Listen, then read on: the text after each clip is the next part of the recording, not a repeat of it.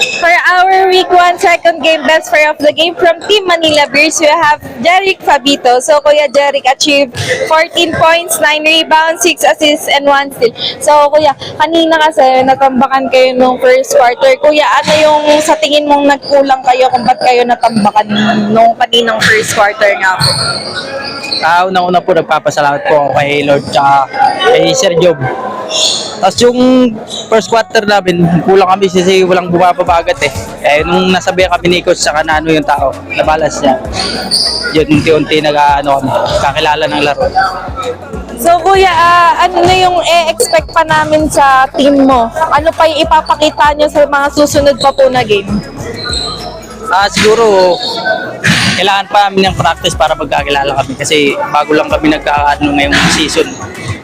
So, even though na first week pa lang lahat ng players nagmanalo pa. So lastly Kuya, sino po yung gusto niyong batian at pasalamatan po? And masasabi niyo po sa mga kakampi niyo since nanalo po kayo ngayon?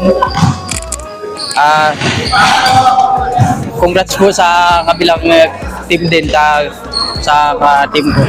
Salamat hindi gaano na yung mga na-injury po. Hindi gaano nasaktan.